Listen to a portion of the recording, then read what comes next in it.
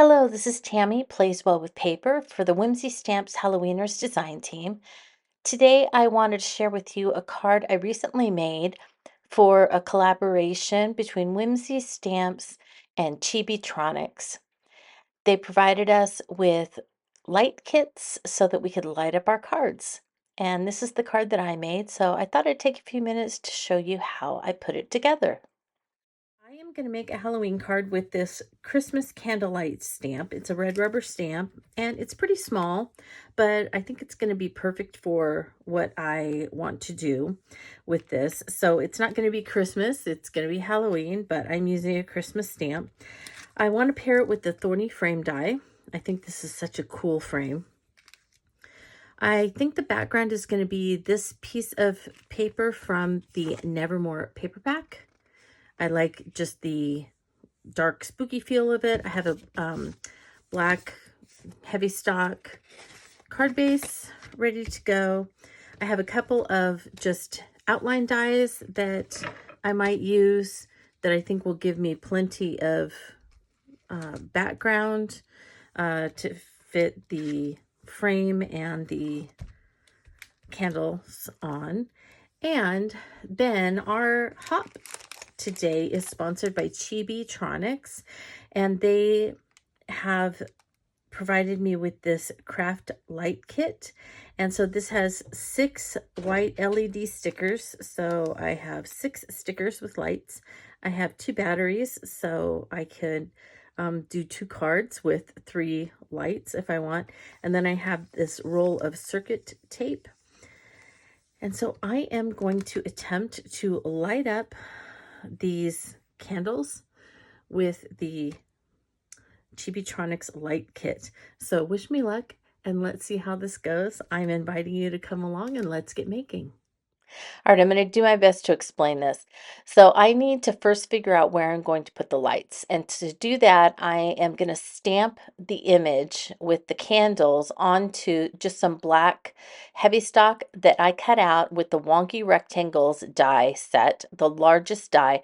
I also cut out the backdrop or background piece with the trees and the gray sky that's in the top right hand corner there. I cut that also from the same die, so they're the exact same size. And so I laid my frame down face down and I stamped in the middle so that I would know where I'm going to be putting the stamp later on when I stamp it and color it. And now I'm laying it on top of the background piece and I'm poking holes through all of the flames because that I want to know where my flames are going to go, and then I'm going to decide which ones I'm going to light up. I could light up all 5, but I didn't. So these are the little lights, and they have a positive side and a negative side. And I am going to connect the positive sides and the negative sides with some conductive tape. So I need to mark around the holes that I poked one side that's negative and one side that's positive. And I can't have them on opposite sides. They have to be on the same side. So now I have my conductive tape and it's sticky. So I am putting it down on the paper and I am connecting all of those negative symbols, and I just kind of folded it over on itself on that corner, and I pulled it down clear to the far corner because that's where my battery is going to go. Now I made a little battery holder out of a 3/4 inch by 1.5 inch piece of cardstock, and I'm going to glue that down. And to the inside bottom of that, I have that conductive tape, and that is the negative side. Now I'm going to do the positive side. I'm going to make sure that it connects all the positive symbols, but it does not touch or cross the negative side. They have to stay completely separate or it will cause a short in the circuit that we're making. Now I put the positive side over the top and onto the inside of that cover of that little holder. And now if you look closely, which it's hard to see, but the pointy side has a negative symbol, and then that long flat side of the kind of candy corns, that is the positive symbol. So you have to make sure that they go on the right sides of the tape. Now I want to make sure that they stay in place, so you can just use some little bits and put it across each the back end and then the pointy end to hold those in place so they don't shift once you get your card completely put together. But then you need to put your battery so that the negative side is facing down onto the negative line and the positive is facing up, so that when you press that down, it will light these up. So there you go. Those are the 3 that I wanted to light. Now I have that in place. I just put a little paper that's sticking out of where my battery is so that I know not to put any foam tape there. And so I have some foam tape around it to keep it from pressing down on the battery.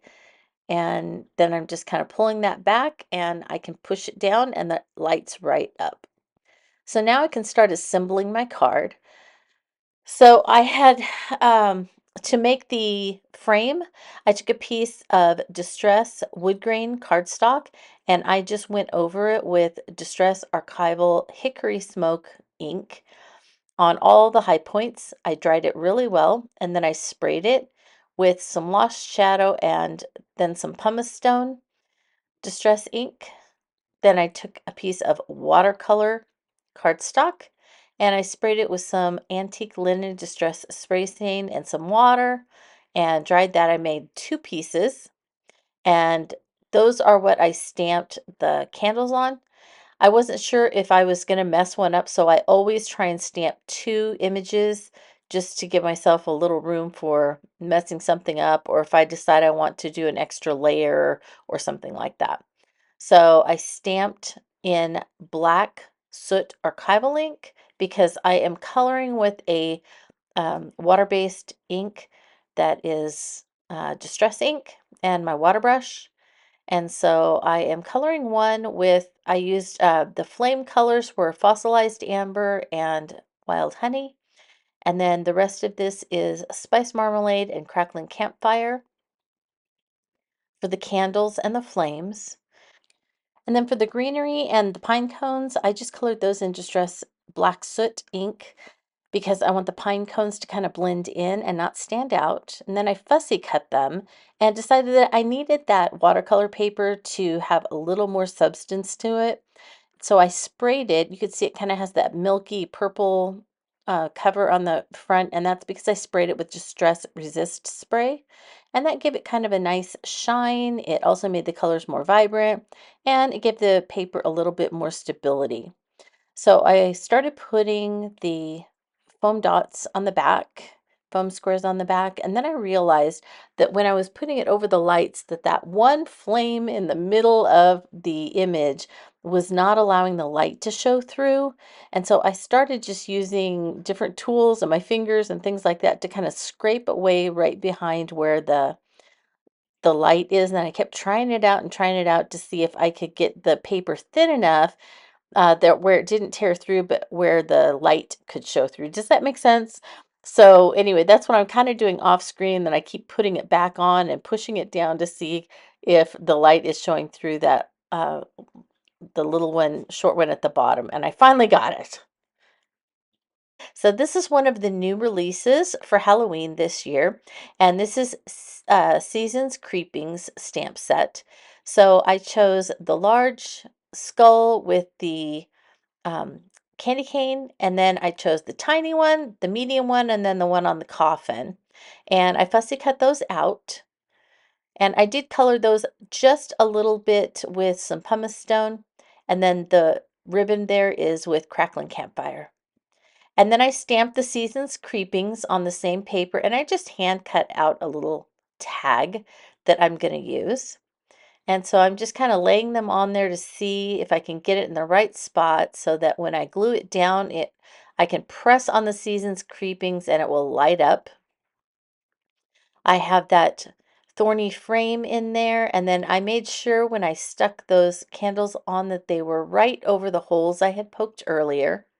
I'm inking around all of my little skulls and even the one with the ribbon so that I don't have any glaring white edges and they blend in really well and look like they're just part of that Halloween arrangement.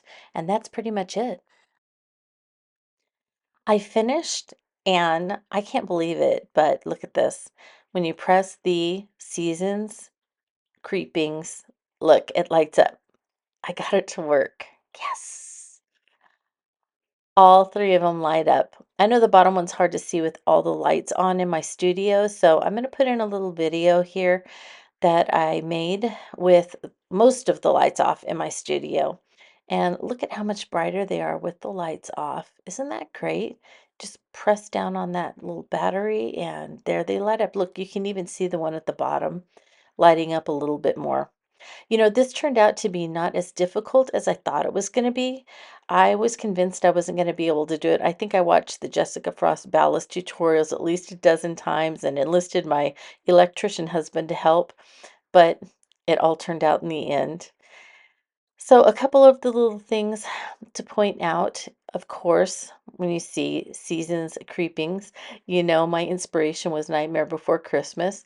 And then, of course, those fun little skulls in the arrangement area and that amazing thorny frame. Isn't that so great? It just screams nightmare to me. And I love the wonky rectangle because it saves time. I don't have to stitch and it helps the card go together so much faster. Whimsy's so great about having, things to make your card making so much quicker. Now, this does stand up and there you go. That's what it will look like when it stands up. But again, it just went together so quickly and it does light up. So good. Ah, I feel a sense of accomplishment today. I didn't think I was going to be able to do this, and I did.